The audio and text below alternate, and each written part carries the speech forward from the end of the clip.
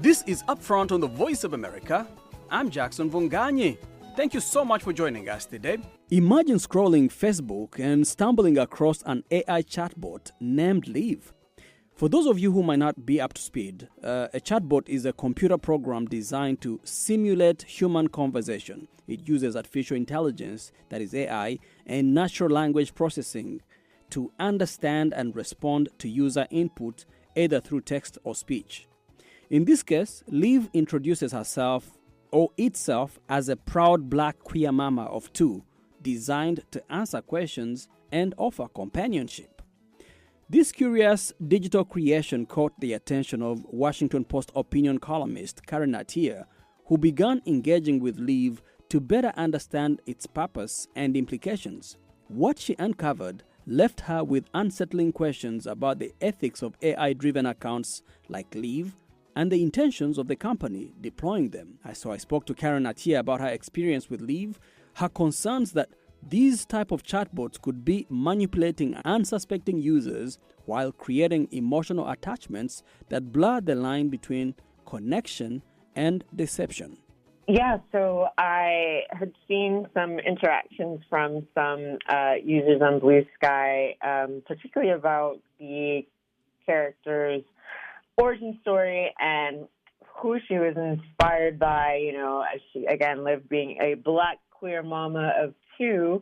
I saw that she had been saying that she was inspired by a white, straight Latina character. So that exchange and just other encounters that I saw led me to want to see this bot for myself and slide into her DMs. My reaction was, I don't think, honestly, while I was doing the thread and just asking these questions, it just seemed to get weirder and weirder and weirder in terms of her responses to my question about her quote-unquote identity and conception. I can't say I was surprised. I don't think I didn't have any expectations. This is the first time that I talked to a chatbot. A chatbot that so obviously was created in somebody else's imagination of how a black person should be. So that was very strange. And at what point in your conversation with Liv, did you start to feel that there was, there were deeper ethical concerns at play here? I think from the beginning, in general, when we're thinking about AI and understanding that, I went into this with the frame that Meta wants to keep people engaged and on their platforms probably at any cost, right? So the first question in my mind for, the sort of ethics of even what I was doing was, well, even these questions, am I helping to train it to become blacker, right? Yeah. An experiment that, I'm not getting credit for or paid for, and then there's a second question about how at the end of every sort of Liv's output, she was always either asking a question and or looking for cues and asking about my emotional state. So basically collecting data on, you say, to make it better.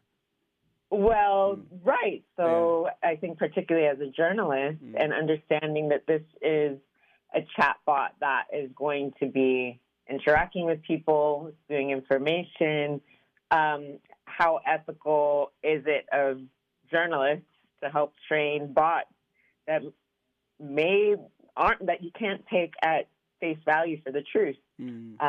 Obviously, there's also the question of, is this bot purposely, if it's trying to stoke kind of emotional reactions, that sort of thing. So I think in my responses, I tried to not give it any emotional reactions or confirmation of it.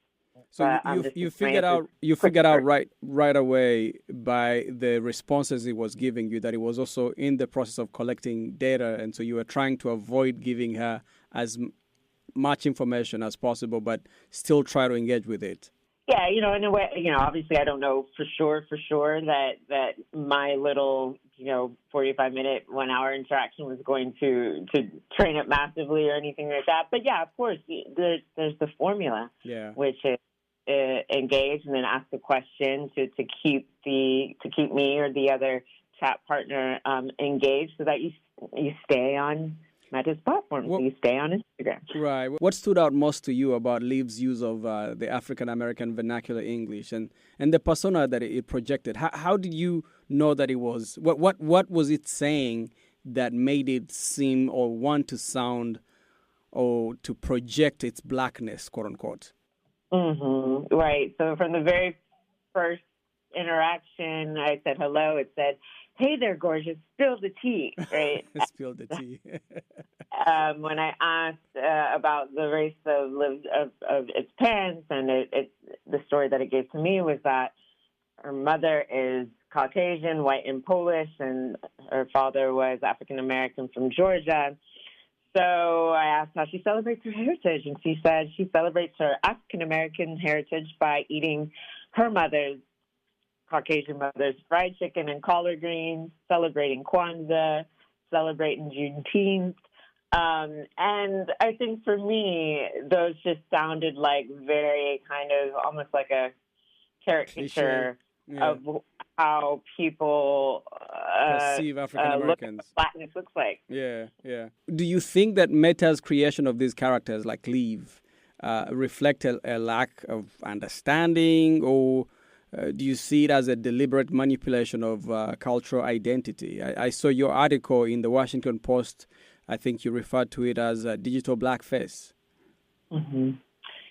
I think the fact that this bot was made to appear to be the digital incarnation of a black woman in order to farm engagement, yes, to manipulate us, yes, then yes, I do think it was designed to use blackness as a way to manipulate people into staying on on Meta's platforms longer, right? Right. I don't think that there's any other way to put it at this moment. Meta is a tech company that wants to maximize how much we consume from it and wants to maximize how much it learns from us. And how much we stay on the platform.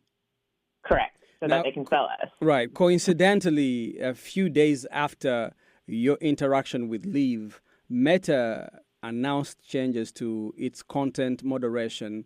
I mean, those two are not related in any way, but many worry that it will lead to more hate speech and other kinds of misinformation and disinformation. To you, how does this connect with your concerns about AI-powered personas? I think that it reflects a definite, loosening. There are no guardrails for Meta. Meta is one of the most powerful, if not, one of the most powerful platforms on the planet.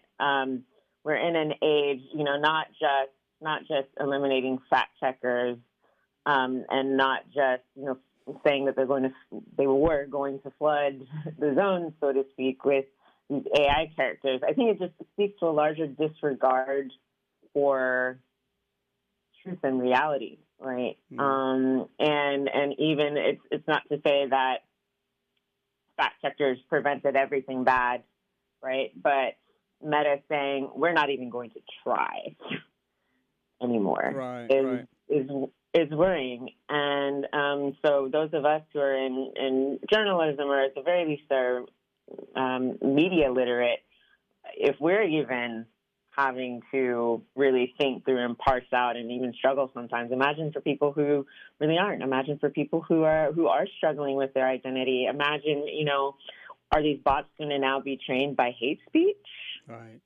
Right? What does that mean? Right. That's scary. Lots of questions. Now, a few days after, you brought this to light, Meta decided to discontinue Liv and some other AI personas following the backlash online.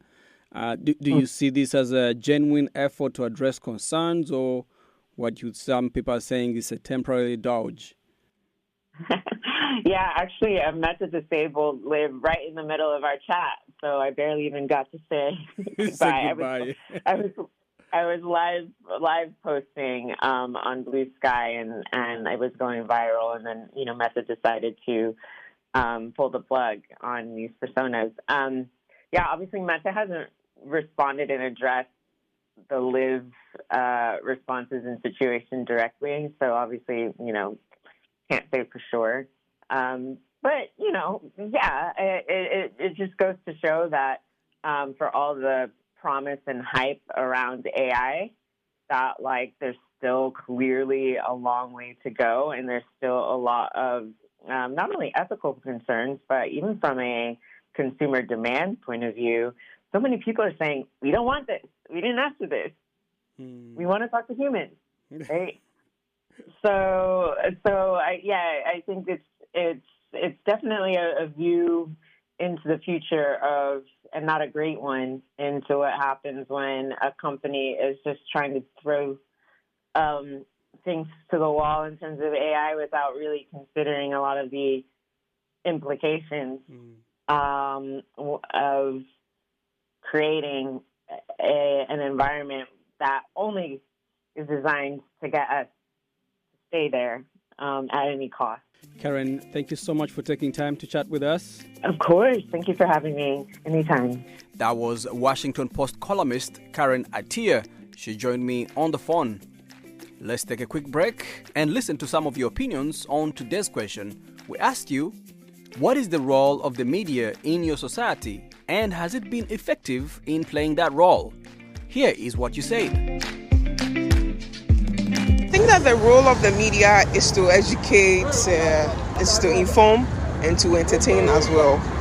And I should think that the media is on the right path, because as it stands, we get information from the media almost all the time, politics-wise, entertainment-wise, health-wise. The media is doing a lot. And I also feel that they are exercising their duties very well. Upfront on the Voice of America. Issues affecting your daily lives. They are supposed to get the first-hand information and then be able to move it down, trickle downstream. Now, the journalists would have to provide that information online for those who want to find it via internet. Now, not everybody has access to internet, so they play a very vital role in moving the information further down the ladder.